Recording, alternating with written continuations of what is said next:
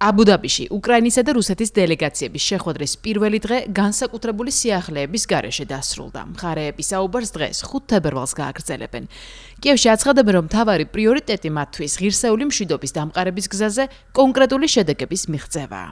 შედეგი არის, თუმცა პოლიტიკურზე მეტად ჰუმანიტარულ საკითხზე. ამერიკის შეერთებული შტატების შუამავლობით არაბთა გაერთიანებულ საამიროებში მიმდინარე შეხვედრის შემდეგ უკრაინა და რუსეთი მორიგ ჯერზე გაცვლიან პატიმრებს. საკითხზე მეტი იცის უკრაინის პრეზიდენტმა ვოლოდიმირ ზელენსკიმ, რომელიც საზღვრებს გარეთ მყოფ საკუთარ დელეგაციას უკვე ესაუბრა. სამხრივი ფორმატის შეხვედრის შემდეგ ჩვენმა დელეგაციამ ანგარიში უკვე ჩამაბარა. ყველაფერი რუსტემ უმეროვმა, კირილო ბუდანოვმა და დავით არახამიამ მომახსენეს. შედგა კონტაქტი გუნდსა და ამერიკულ მხარეს შორის.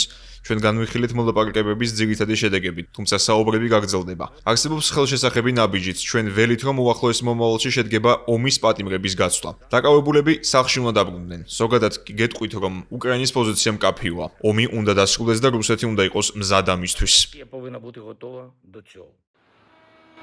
მოლაპარაკებების დეტალებზე საუბარი არ სურთ კრემლში. რუსეთის პრეზიდენტის პრესსპიკერმა განაცხადა, რომ სამუშაო ჯგუფების მუშაობის შესახებ განცხადება არ იქნება. ზოგად პოზიციებში კი ცვლილებები არ შეინიშნება. მოსკოვში ომის დასრულების პირობად კვლავ უკრაინის ტერიტორიულ დათმობებს განიხილავენ და სამოქალაქო ინფრასტრუქტურაზე გახშირებულ იერიშებზეც თავისებური პასუხი აქვთ.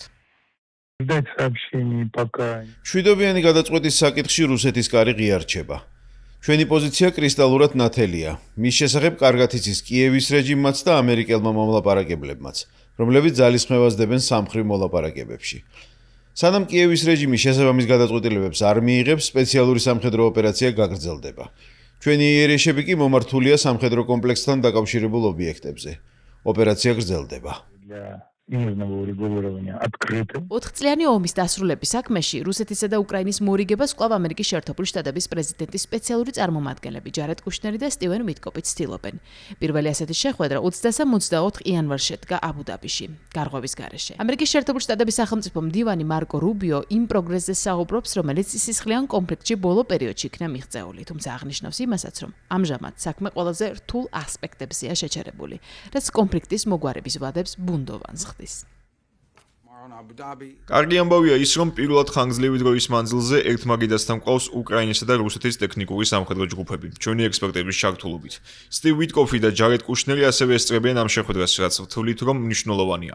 იმის თქმა არ მსურს, რომ საუბრები უკვე პროგრესია, მაგრამ კარგია, რომ ჩართულობას ვხედავთ. სურს გაგაფრთხილოთ, რომ არსებობს ბევრი მგრძნობიარე საკითხი, შესაბამისად ვიდრე გარღვევას არ მივაღწევთ, პროგრესის შესახებ ინფორმაცია არ გასაჯეროვდება და არც გაჟონავს. ჩვენი მიზანია დავრჩეთ ამ პროცესში ჩართულნი. ვთვლით, რომ დიდ პროგრესს უკვე მივაღწიეთ, რომ გადახედოთ რუსეთ-უკრაინის სამშვიდობო შეთანხმების იმ საკითხებს, რომელიც გასულ წელს არსებობდა და იმ ჩამონაცვალს, რომლითაც დღეს ხელმძღვანელობთ, ნათელია, რომ სია ხელშესახებად შემცირდა.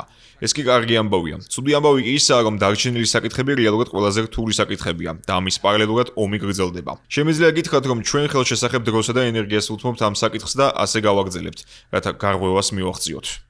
So all I can say in that regard is that we are investing at a very high level, a substantial amount of time and energy to this endeavor. We are going to continue to do everything we can to see if there's a breakthrough.